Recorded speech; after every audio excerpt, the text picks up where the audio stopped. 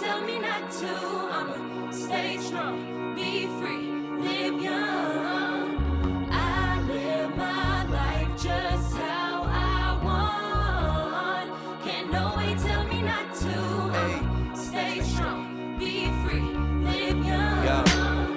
Wake up, give thanks for the day. Pray to the Lord, he be making a way. I'm making a change. Memories bring a lot of pain. That's why I keep on fading away. Hey, MJ with the J. Feeling like Kobe Bryant in his last game. They treat me like AI in his last days. Counting me out, show a lot of doubt. Talk about what I can't do.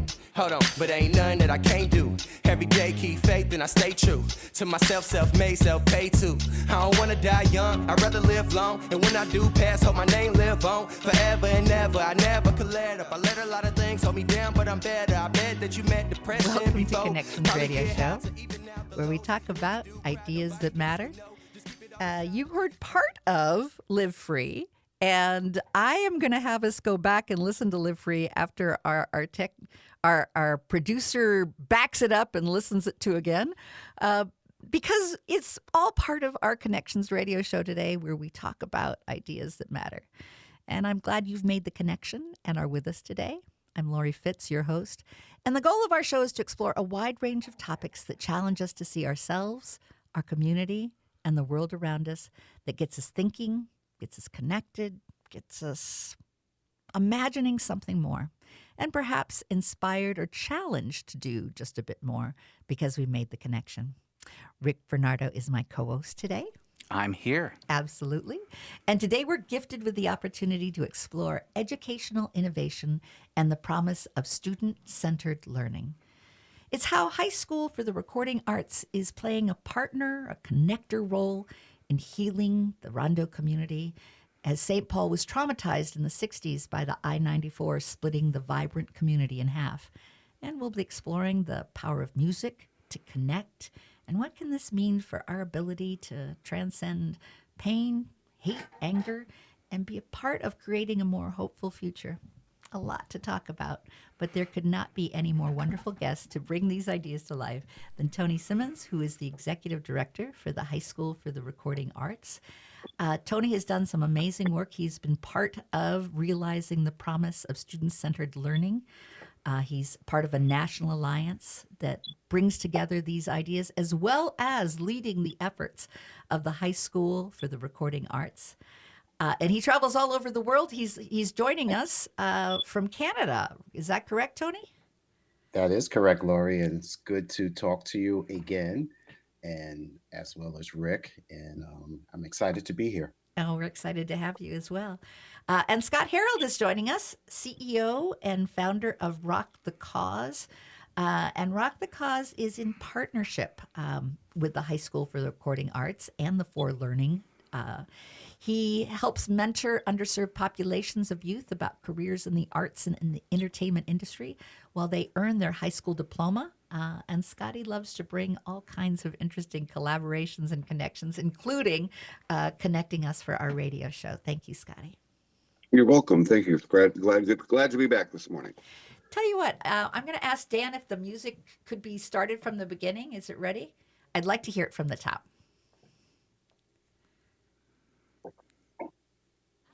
Live my life just how I want. Can't no way tell me not to. I'ma stay strong, be free, live young. I live my life just how I want. Can't no way tell me not to. I'ma stay strong, be free, live young. Wake up, give thanks for the day. Pray to the Lord, he be making a way. I'm making a change. Memories bring a lot of pain. That's why I keep on fading away. Hey, MJ with the J. Feeling like Kobe Bryant in his last game. They treat me like AI in his last days. Counting me out, show a lot of doubt. Talk about what I can't do. Hold on, but ain't nothing that I can't do. Every day keep faith and I stay true to myself, self-made, self-paid too. I don't wanna die young, I'd rather live long. And when I do pass, hope my name live on forever and ever. I never could let up. I let a lot of things hold me down, but I'm better. I bet that you met depression before. Probably get high to even out the lows. And when you do cry, nobody... Tony, 25 years the High School for the Recording Arts have been going strong. Congratulations for being part of such a vibrant and exciting education opportunity in the St. Paul Well, thank you, Lori. It's been, my life work, and it's just been an honor to serve young people of the Minneapolis St. Paul area, particularly the Rondo community, and doing it with so many incredible community leaders and supporters, not only locally but also around the country. And I should say also to do it with my good friend Scott, who's joining us today. Hey, And Scott's just an incredible educator, visionary, and just loves our young people so much and gives them so many opportunities. I'm so happy that I was able to convince him to come into our organization many, many years ago, and he's just been amazing. thank you, Tony. And I love your story too, Tony. You came in as a lawyer. This was not your Yes. expectation that you were going to help change the way education can be looked at and supported. Tell me a little bit about that. Sure, and I think that's a interesting aspect of the work, and really begins in terms of High School for Recording Arts with our founder, David T.C. Ellis, who grew up in the Rondo community and became a recording artist with the great legend Prince. They grew up together, and eventually he performed with him, toured the world, did a movie. And I was practicing entertainment law in New York when David was promoting his album from Paisley Park at a music conference. And we became just good friends. I started representing him while he was still with Prince. And then eventually he wanted to open up a recording studio following the inspiration of Prince in his life and music. And so I helped him put that together. And the quick story is that once the studio was open, it was called Studio Four. Our whole aim was just to be in the music business. David just wanted to continue to find great young artists and promote them and give them the opportunities he had. We had no thought of going into education. And David would tell me about these young people and how they would show up to his studio and wanted to know how to also, how the business of music worked, how to copyright their music. But he began to realize they weren't in school. And he would say to them, they were like 16 years old, 15, 17, and they were smart, they were creative, they were entrepreneurial, they wanted to start their own businesses. He was like, why aren't you in school? And they would tell him, school was boring. They got kicked out, and he just realized he needed to do something to address that. And that's how the High School for Recording Arts was created. He literally flipped his studio into the creation of a school, and I had the honor of just working with him and supporting that vision and that dream in the creation of the school. So I say that to say, the fact that we came from outside of the traditional education system, I think gave us a real interesting perspective on education. It allowed us to innovate and do the things that we saw our young people needed, doing focusing on that first. And it's really has been the pathway towards our young people's transformation. And if our audience would like to learn more, and I'm sure you will, because it's wonderful things to learn about, you can go to the hsra.org and learn about the history and some of the cool things that they're doing right now. The mission of HSRA that you'll find on the website is to provide youth the opportunity to achieve a high school diploma through the exploration and operation of the music business and creative endeavors. How have you found art being able to help inform education and education reform? That's a great question. For me, the arts is really the pathway to our learning. When we engage in the arts, it really opens the doors of possibility of who we are as humans. Where we've been, where we're going. It asks all the tough questions, but at the same time, it gives us beauty and just a sense of place and aesthetics. So for me, basing education around the arts just makes sense, and it's such a connection with young people. I mean, when we think about the fact that so many young people are getting turned off from education now, and that the current form of education is really, really new in terms of our human existence. We've always learned through doing and experiencing, as opposed to just sitting in the classroom and at a desk and being told what to know. And then That regurgitate it back in the yeah, right yeah, way, yes, quote yes, unquote, air quotes around right. right. But that natural way of learning through the arts is really something that we know works for our young people, and really gives them a chance to see a connection and relevancy to what they're learning. And in looking at revitalizing education, it's very student centered, very um, how to work with the individual to bring out that learning. Tell me a little bit about that, because I know that's part of what you also share when you do your keynote presentations. Yes, and both David and I stand on the shoulders of so many incredible educators. Even though we didn't come out of a traditional education, from a traditional education background, we learned from people like locally Dr. Wayne Jennings, Mary Kay Boyd, people who really understood learner centered, and what it means to personalize education. Joe Nathan, and what they taught us, because David had the good fortune, even though he was pushed and kicked out of a number of schools when he was in St. Paul, he ended up at a place called St. Paul Open School. And Dr. Wayne Jennings was the founder. Joe Nathan was his teacher, and these are both education giants in our region. And they spent a lot of time really understanding, personalizing education, coming out of John Dewey and Paulo Freire, and knowing that you learn by doing, and we became students of that, and so we knew what we were experiencing. We knew it was working in terms of focusing on the arts, but we knew we needed to learn that pedagogical aspect of it, and from those and others, we were able to create a program that is first and foremost asset based. It's about finding out who our young people are, what their passions and interests are, what their lived experiences are, and then really designing our school around that. Um, so, it's really designed for them. It's not designed for the adults. We are there to be, not the sage on the stage, but the guide on the side, so that they can, do what they need to do, so they can explore this world, and with curiosity and wonder. That's how you keep learning alive. We do so much in the traditional education to really kill that desire to learn.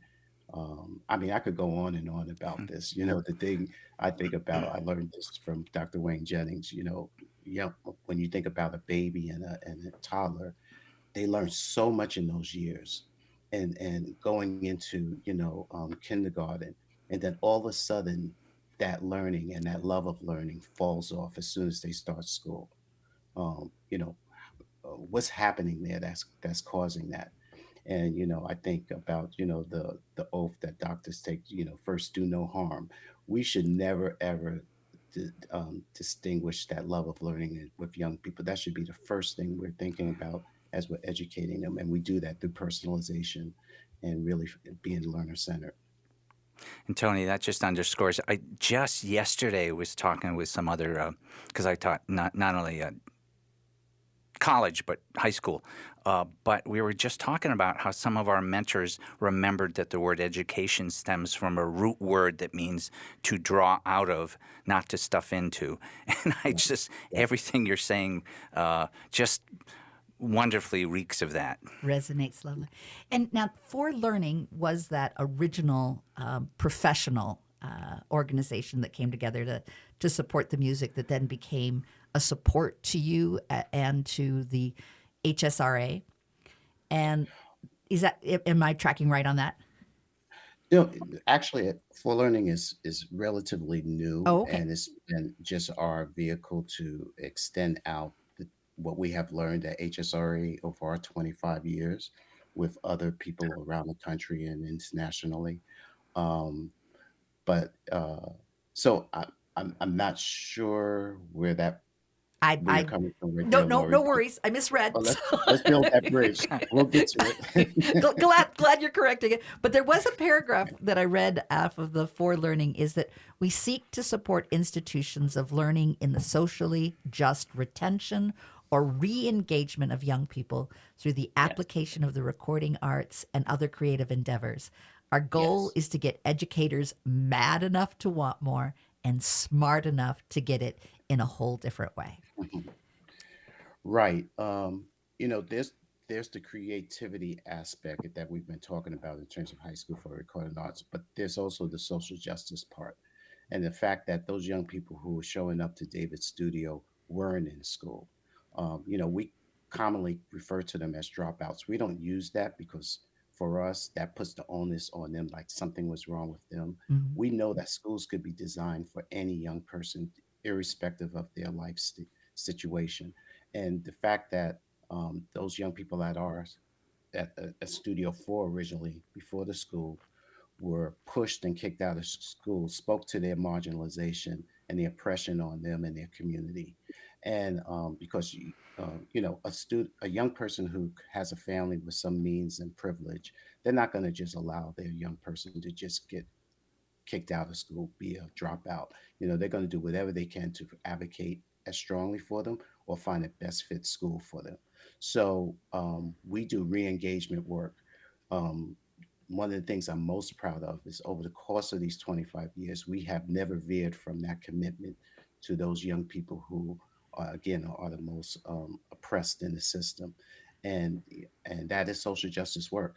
And when we seek to share the lessons we've learned around the country, it is explicitly targeting that population. You could go to Los Angeles, New York, Chicago. I could just go on and on. The same young people we see in the Twin Cities who are languishing, who are idle, not working, not in school. That's something that gets us mad. And we want our young people to understand that that is not right. And that they need to understand that their education is a part of their liberation. And so we're committed to that. And I really appreciate you bringing that forth. Oh, Lori. absolutely. There's another quote or a statement on the website that I loved as well. Our school remix process takes what works and leaves out what doesn't. We push educators to work with learners, parents, and the community to build on educational, interdisciplinary recording arts, and creative content-driven program that works for them. And I think that what you're doing is revolutionary and making a difference. And I need to go to break now, but I just want to make sure everyone gets all of these wonderful websites.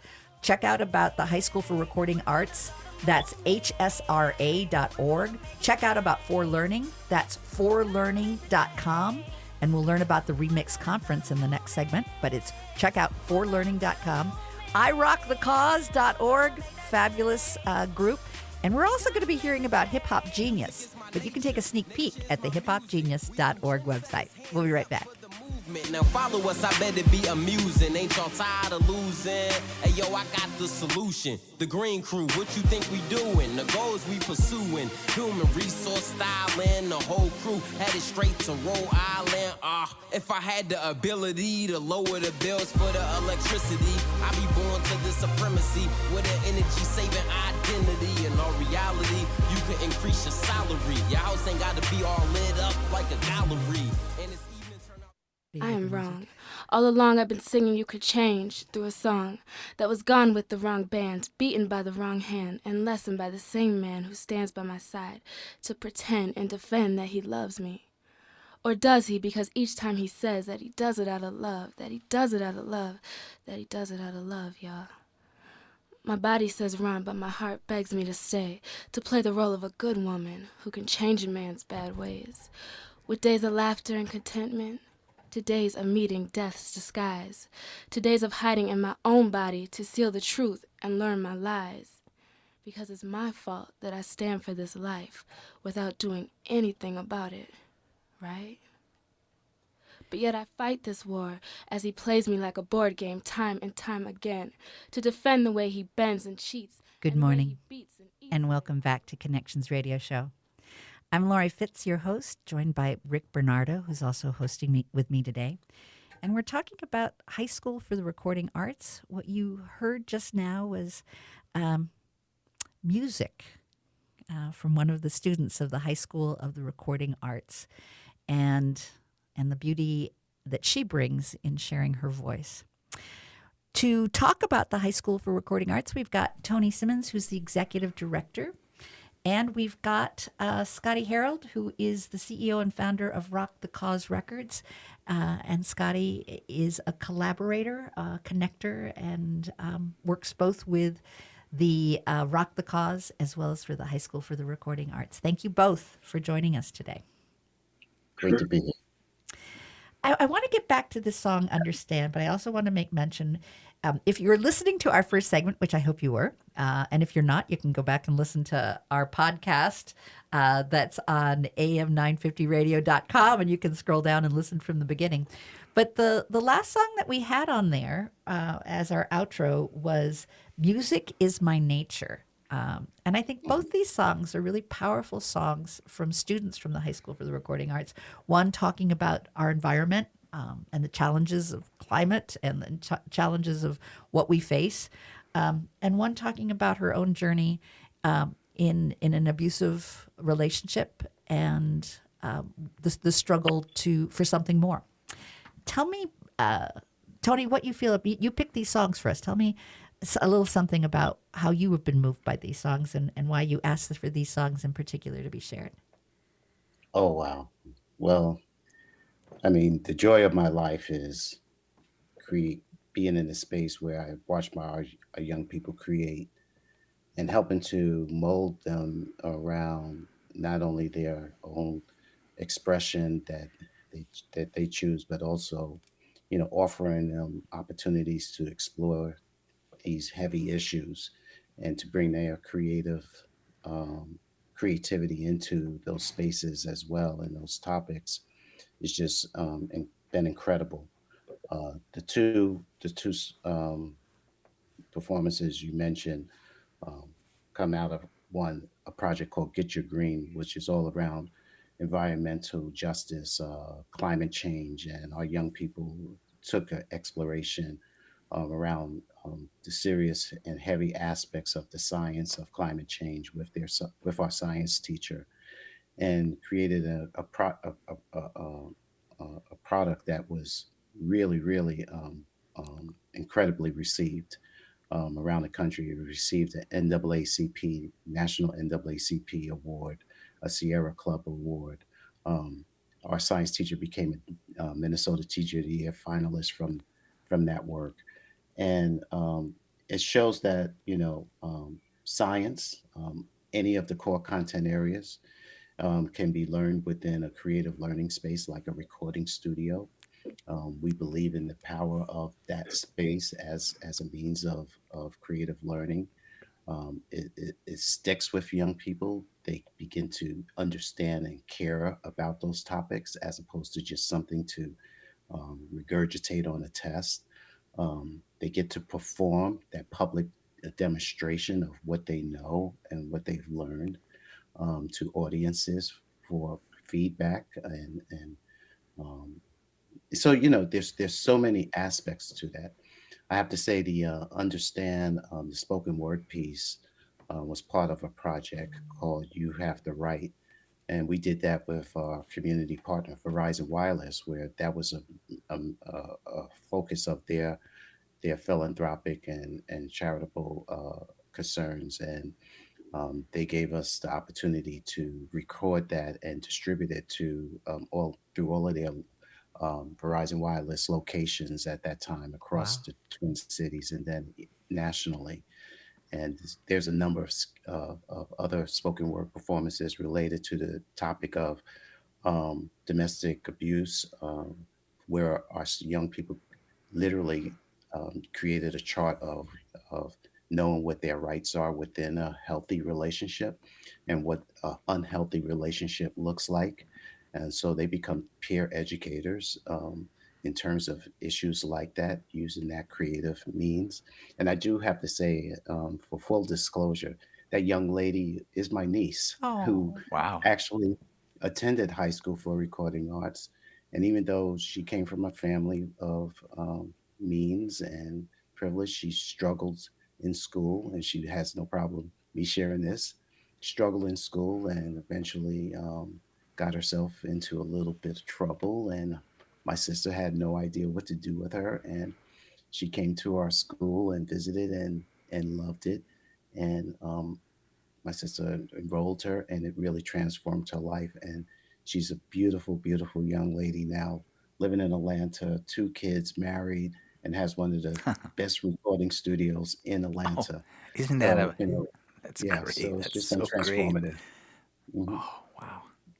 it's a wonderful transformational story that I think is emblematic of a lot of your students, and it's so dear and wonderful to see that it also emphasizes family, which I think is also something that you have mentioned in the For Learning as one of the important ways that we come together as a community.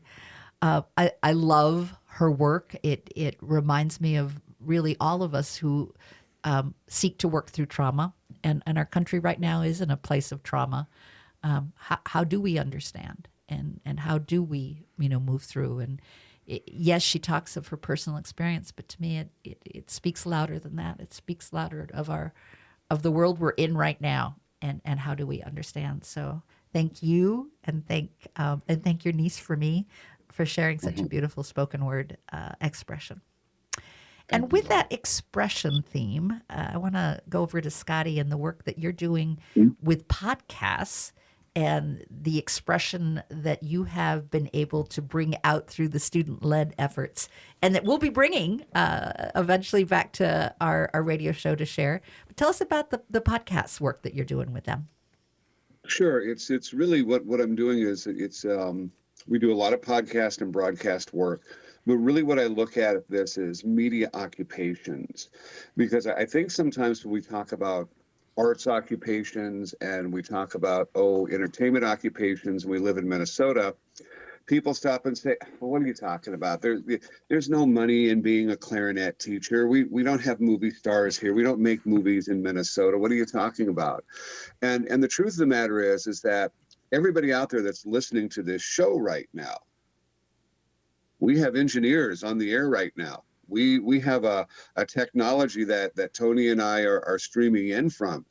Over the course of the weekend, you're probably going to watch the Grammys. You're going to watch the Super Bowl next weekend. You're going to attend a concert or watch a newscast or listen to a podcast or scroll through your phone. Who do you think makes that content happen? And seriously, I mean, Yeah.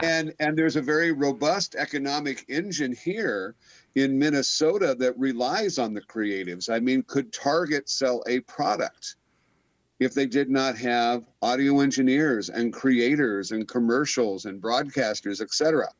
And, so it's, we have to look at the idea that, the U.S. global economy is worth about $20 trillion. And how sustainable do you think that economy would be if you didn't have creators? Right. How could we move and sell and advertise and create products and services and entertain ourselves? We could not. So in the work that I do with our young people, a lot of them come to us and they want to be the next big rap star. They want to be that next big superstar that wins the Grammy and has the big house, et cetera. Well, that's a 1 in a million shot.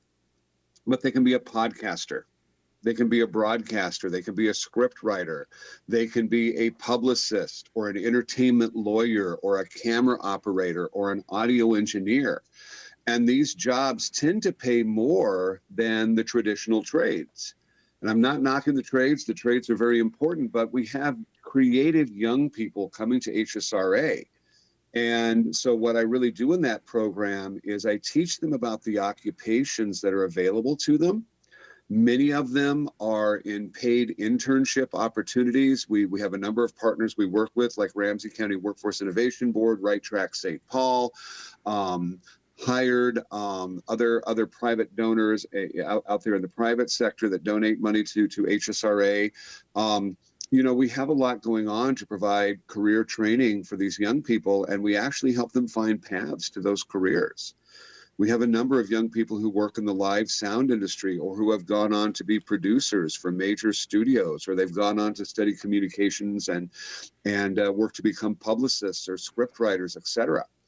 But from an academic standpoint, you know, this also can be translated back to academics. So when I'm teaching copyright law, that is also an opportunity for me to teach about how the executive branches of our government work in terms of how is a law written, how does it make it to the House floor, how is it passed, how is it signed off on, et cetera.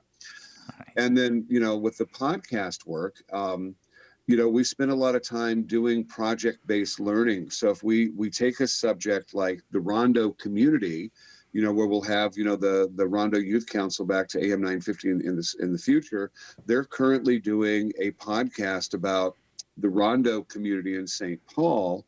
For those of you who are not aware of the Rondo community, it was a thriving Black community during the 1930s, 40s, 50s, and 60s that was destroyed to make way for I-94.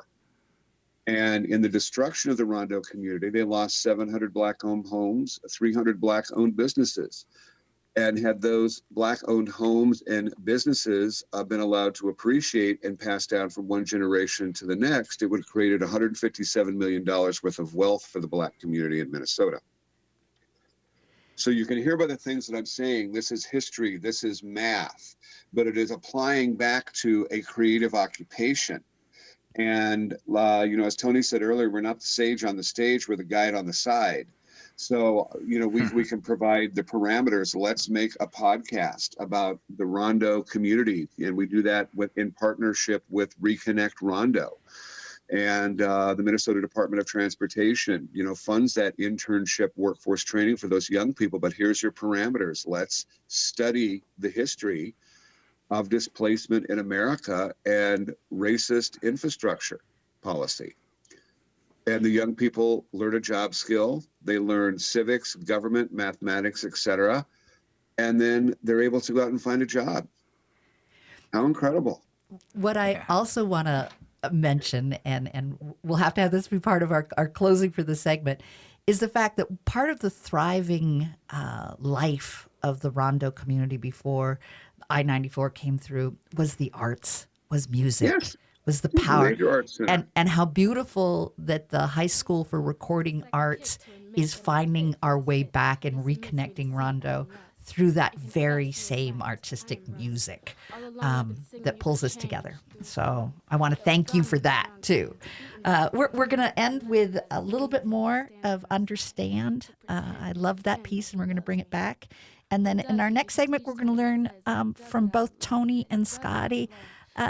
What are they teaching us? What can we learn from what they're doing as we explore the High School for the Recording Arts? With days of laughter and contentment, to days of meeting death's disguise, to days of hiding in my own body to seal the truth and learn my lies.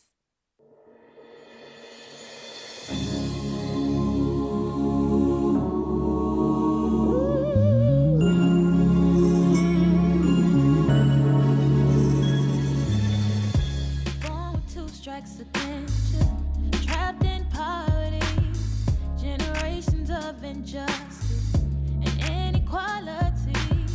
Ancestors changed the world, and though they came in chains, in you the strength and hope lives and still remains. You're mighty and majestic, descendants of kings and queens. Royal blood flows through your veins, children of the dream.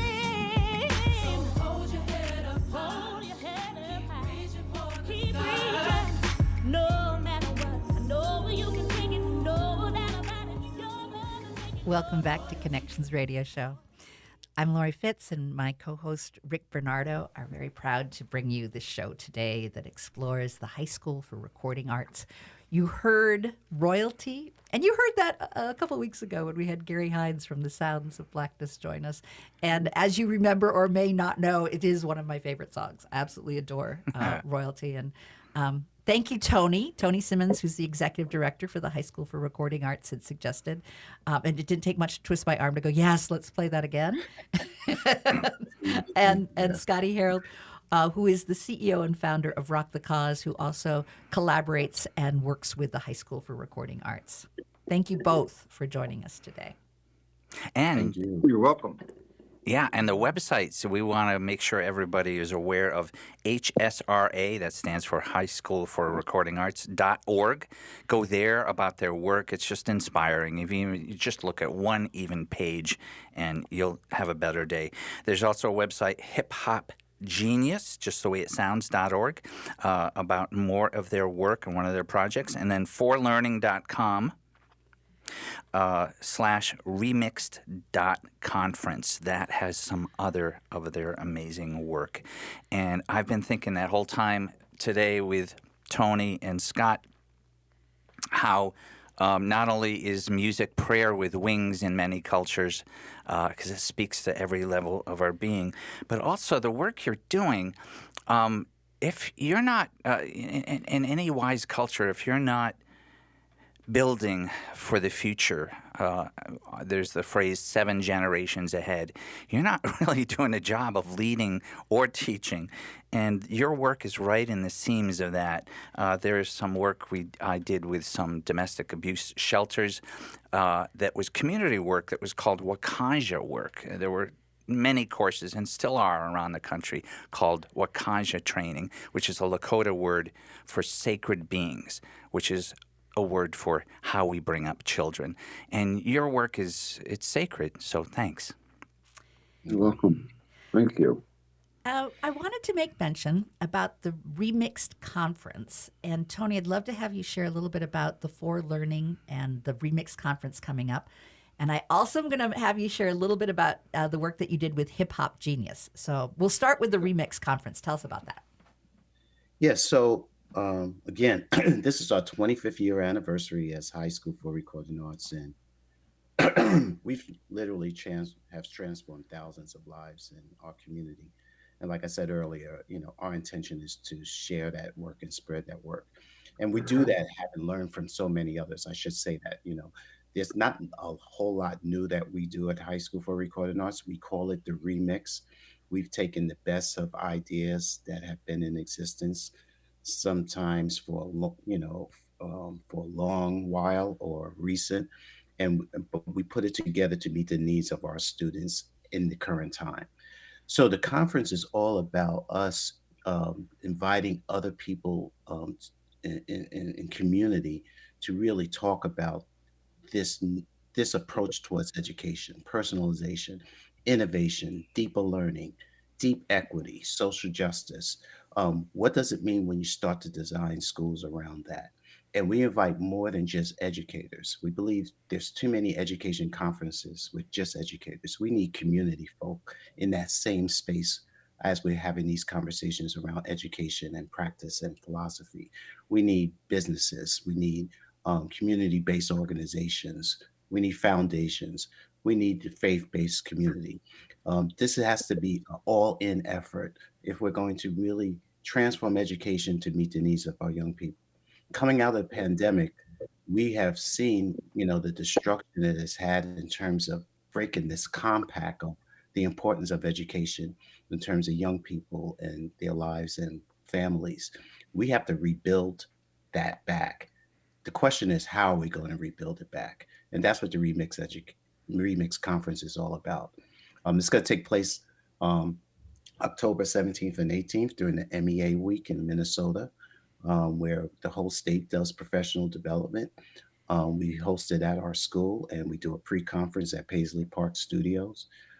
This will be the 3rd year we're doing it, and we do it in partnership with the Deeper Learning Conference out of the High Tech High Graduate School of Education in San Diego, which I'm a part of as well.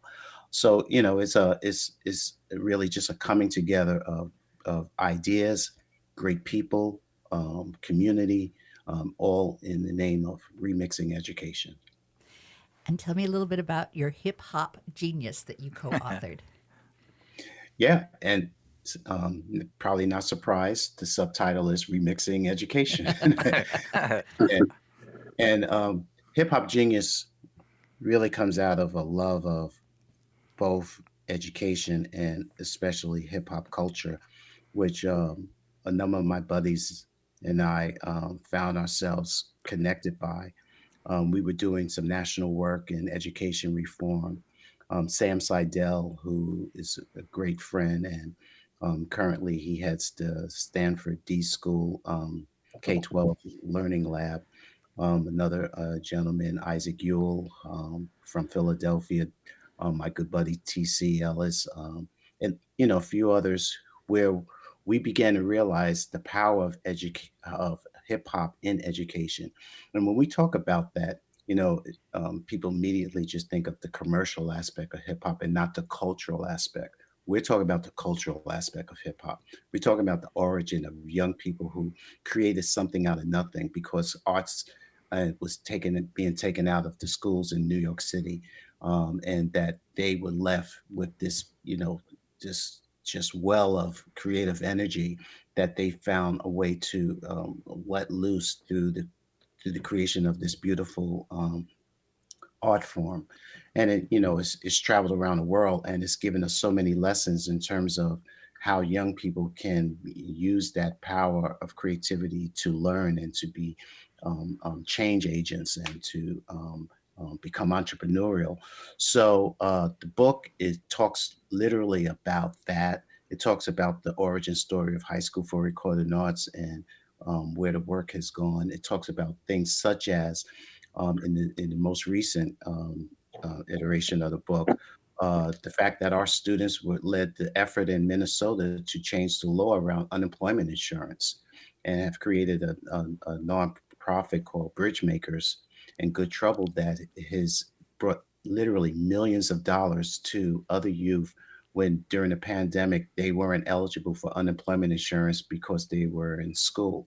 You literally had to drop out of school to earn unemployment insurance. And that was a time where obviously our young people, who many take care of themselves and their families. It's not just having a summer job for ice cream or buying a bike. It's literally about survival. And the fact that this archaic law existed and our young people use that hip hop genius to put together a powerful grassroots movement to change that law by suing the state of Minnesota, by going to the legislature and getting the governor to sign a new law and rescinding that bill. So, that's an example of what hip hop genius is all about, and using their creativity to make that happen. That's what I'm talking about. That is awesome. What's so awesome about that as well is it comes initially from people coming together for music. And yes, podcasting and all the others that were recording arts. But to me, what we've been talking about and what we talked about last night as we prepared for our show today is really the heart of music. And I was moved in our conversation to go back to a Martin Luther King quote. We are in a world right now filled with trauma. And Rondo has gone through its trauma and continues to try and find its reconnection. And we're trying, I think, as a world to find our reconnection. And Martin Luther King shared, returning hate for hate multiplies hate, adding deeper darkness to a night already devoid of stars. Darkness cannot drive out darkness. Only light can do that. Hate cannot drive out hate. Only love can do that. These students are our light. And what I've come to my aha moment is that perhaps music is that love. Maybe the love he talks about in terms of fighting the hate can come through music. And just as your students, made a difference in making a difference in law, maybe we can also look to them for making a future and making a better world. Well, we know when we look back at the civil rights movement, how important music was to the movement. Scott and I, we geek out on music and talking about, the power of music in terms of, really driving culture and driving change. And that it played such an important role. And even into the 60s with like Marvin Gaye and What's Going On, but the gospels and the spirituals of the civil rights movement, all of that was a real inspiration and driving force for change. And coming from young people. I have to let you go, but we're going to bring you back, and we're going to keep talking about music, making a difference. and making the world a better place. And thank you for what you're doing to invest in these wonderful Yeah. artists in our community and in the world. Can nobody tell me not to?